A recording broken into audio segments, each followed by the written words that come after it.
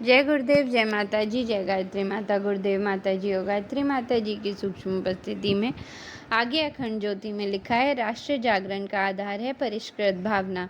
राष्ट्र जागरण का आधार भावात्मक शक्ति का सुनियोजन एवं क्रियान्वयन है। स्थिर एवं पवित्र भावनाओं से असंभव कार्य संभव हो सकते हैं। जो कार्य बड़ी बड़ी योजनाएं बनाने, बहुत समय और धन लगाने पर भी ठीक तरह नहीं हो सकते, वे भावनाएं जागृत होने पर सहज ही पूरे हो सकते हैं। भावनाएं जन जन को जोड़ती है और जनशक्ति के सहयोग से असाधारण कार्य संपन्न हो सकते हैं। भावनाओं का जागरण ही राष्ट्र का वास्तविक जागरण है। जब तक जनमानस में कर्तव्य बुद्धि और सामूहिकता के प्रति निष्ठा नहीं होगी, तब तक अन्य प्रयास उनके उतने सार्थक सिद्ध नहीं हो सकते। जन भावनाओं के अभाव में हम दार्शनात्मक और रचनात्मक तो बहुत कुछ कर सकते हैं, पर समुचित कार्य तभी होता है जब उसे करने वाले की भावनाएं सच्चे मन से कार्य करती हों। हमारी समस्त दुर्बलताएं सभी समाप्त होंगी जब भावनाएं परिष्कृत होंगी। उस जागरण के साथ ही हमारा सर्वतोमुखी जागरण होगा। इस जागृति की स्थिति में कोई भी हमें चुनौती देने का साहस नहीं करेगा। कोई लुटेरा अपने मंसूबे में सफल नहीं हो सकेगा। सुरक्षा के लिए जागरण आवश्यक है। राष्ट्रीय जागरण का अर्थ है जन भावनाओं की प्रखरता, तेजस्विता और जागृति। सुरक्षा का सशक्त मोर्चा सेना संभालती है और प्रगति का दूसरा मोर्चा प्रबुद्ध लोक सेवकों को संभालना पड़ता है। सुरक्षा के से प्रगति होती है।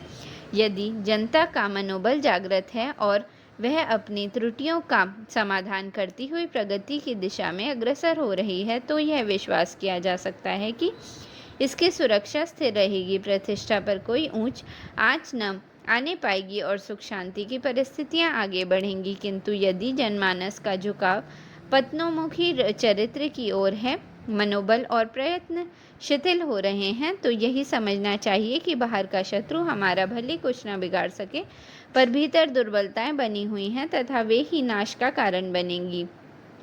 चुनौती की इस महत्वपूर्ण वेला में भारत माता के सपूत अपने प्राण हथेली पर रखकर सीमा की रक्षा के लिए खड़े हैं। कितने ही प्राण विसर्जित कर चुके हैं और कितने को ही करने हैं। ये राष्ट्र के प्रहरी हमसे पूछते हैं कि हम इतना कर रहे हैं, प्रयुत्तर में आप क्या कर रहे हैं? हमें उसका उत्तर प्रखर तेजस्विता के साथ देना चाहिए। भावनाओं के अभाव में प्रगति की सारी प्रक्रिया निर्जीव, निष्क्रिय और निस्तेज बनी रहती है। हमें जनमानस में कर्तव्य पालन की नीति, धर्म और सदाचार के प्रति आस्तिकता और परमार्थ की प्रचंड भावनाएं उत्पन्न करनी चाहिए। ज्ञान से कर्म और कर्म से समृद्धि की उपलब्धि होती है।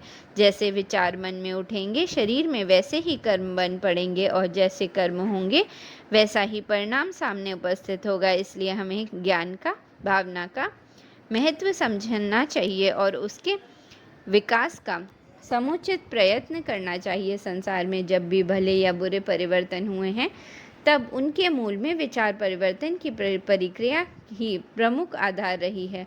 बुद्ध, विवेकानंद, महावीर, ईसा, मोहम्मद, गांधी, दयानंद जैसी प्रखर विचारधाराएं आंधी और तूफान की तरह होती हैं। मनुष्य उनके प्रभाव में सूखे पत्तों की तरह इधर उधर उड़ते रहते हैं। हमें मनुष्य को मनुष्य बनाने की विचारधारा को जनमानस में गहराई तक प्रवेश कराते हुए परिवर्तन की महान प्रक्रिया को सफल बनाना चाहिए। देशव्यापी अगण्य बुराइयां, दुर्बलताओं और कुरीतियों का उन्मूलन करने के लिए भागीरथी प्रयास की आवश्यकता होती है। मनुष्य को सच्चे अर्थों में मनुष्य बनाने के लिए आगे चलकर हमें अनेक विशाल कार्यक्रम बनाने पड़ेंगे। जहां आवश्यक होगा वहां संघर्ष की भूमिका में भी उतरना पड़ेगा।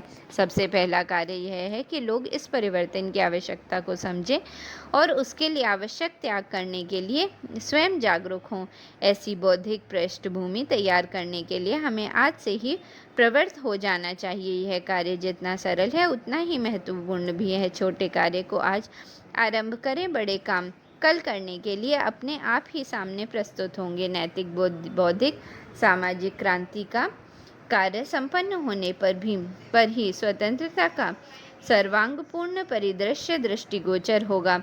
स्वराज्य का महत्व इसलिए होता है कि उसके उपरांत प्रजा को अपने भाग्य को जगाने बिगाड़ने की स्वाधीनता मिल जाती है। जिन लोगों ने स्वाधीनता संग्राम का यज्ञ रचा था, उनकी कल्पना यही थी कि भारतीय समाज सभी दिशाओं में गई गुजरी स्थिति में पड़ा है, पर स्वराज्य के बाद उन सबको ठीक करना सरल हो जाएगा। जितना त्याग इस मोर्चे पर करना पड़ रहा है, उतना उन मोर्चों पर नहीं करना पड़ेगा। इसलिए राष्ट्र निर्माण के कार्य को करने के लिए अनेक गुणा लोक सेवी आ खड़े होंगे। प्रथम मोर्चे पर सफलता मिलने के उपरांत लोगों का उत्साह भी बहुत बढ़ेगा और वे अधिक तत्परता पूर्वक देश को समुन्नत बनाने में लग जाएंगे। आज परिस्थिति अत्यंत विपन्न और विपरीत है। देशभक्ति के लिए पिछड़े हुए राष्ट्र को ऊंचा उठाने के लिए अधिक से अधिक त्याग करने की जो होड़ परस्पर लगी हुई है, वह स्वराज्य के बाद और भी अधिक तीव्र होनी चाहिए थी। हमें खेदपूर्वक स्वीकार करना पड़ता है कि वह भावना पूरी तरह समाप्त तो नहीं हुई है, परंतु बुरी तरह शिथिल अवश्य हो गई है। यह उन बलिदानी शहीदों की अवमानना एवं उनका अपमान है जो हमारे ऊपर क्रांति के एक भारी अंश को पूरा करने का उत्तरदायित्व सौंप कर गए हैं। उन्हें यह संपूर्ण विश्वास था कि हमारे बाद की पीढ़ी हमसे भी अधिक देशभक्त एवं भावनाशील होगी। जो कार्य हमसे शेष रहेगा, उसे वह सहज तरह पूरा कर लेगी और समुन्नत भारत का मनोरम चित्र कल्पना मात्र न रहकर अगले दिनों साकार होकर रहेगा। आज राष्ट्र निर्माण का बहुत बड़ा भाग पूरा करने के लिए बाकी पड़ा है। ऐसे में इस प्रकार की शिथिलता एवं उदासीनता अत्यंत दुखदायक प्रतीत होती है। विचार क्रांति का महान कार्य अभी तक लगभग बिल्कुल अधूरा पड़ा है। सामाजिक क्रांति हानि शेष है। शहीद जो जिम्मेदारियां छोड़ गए हैं, उनको पूरा करने के लिए अब किसी को जेल जाने, फांसी पर लटकने, घर छोड़ने या अपनी अर्थव्यवस्था नष्ट करने की आवश्यकता नहीं है। केवल इतना करना है कि अपनी भावनाओं को शांत, स्थिर और पावन बनाए रखना है। अपने व्यक्तिगत कार्य में, व्यावसायिक पारिवारिक कार्य में लगे रहने के बावजूद लोक कल्याण के लिए कुछ समय निरंतर लगाते रहने का व्रत ग्रहण कर लेना चाहिए। आवश्यक है कि जैसे दैनिक जीवन के अन्य कार्यों और उत्तरदायित्वों का निरंतर ध्यान रखा जाता है, इसी प्रकार समाज के नवनिर्माण के लिए भी प्रयत्नशील रहा जाए। शरीर और मन की शक्तियों का कुछ अंश भी इस दिशा में हम लोग लगाए रखें। बौद्धिक और सामाजिक क्रांति के सपने बुनकर विदा होने वाले जीवित और स्वर्गीय स्वतंत्रता सेनानियों की आत्माएं जहाँ कहीं भी हों, हमारे सत्य प्रयत्नों को देखकर वे संतोष प्राप्त कर सकें। भविष्य के कदमों की आहट जिन्होंने भी सुनी है, उन सबको प्राय यही कहना है कि कल की दुनिया शहरों की नहीं, गांवों में की होगी। हमारी स्वार्थ एवं अहंकार से सनी भोगपरायण मनोवृत्ति ने शहरों की तो अंधाधुंध बढ़ोतरी की, पर पर्यावरण संतुलन को इस सीमा पर बिगाड़ दिया कि पर्यावरण संकट खड़ा हो गया। यह सबसे भयावह संकट बन गया। इसके सामने परमाणविक विभीषिका भी नगण्य लगने लगी है। अपने सुख साधनों को बढ़ाने के फेर में हमने गांवों को तो उजाड़ फेंका, पर साथ ही परिस्थिति किए संतुलन भी नष्ट कर बैठे। स्वयं को विचारशील एवं बुद्धिमान समझने वाले सभी यह भूल गए कि प्रकृति तो समग्रता में है। स्वार्थयुक्त बुद्धि और संकीर्ण मानसिकता ने जिस विश्व की रचना की है, उससे अकेले मानवीय अस्तित्व की ही नहीं, बल्कि प्राणी मात्र व वनस्पति जगत आदि सबके संपूर्ण विनाश का खतरा है। यदि हम जीवित रहना चाहते हैं तो फिर से गांवों की ओर लौटना पड़ेगा।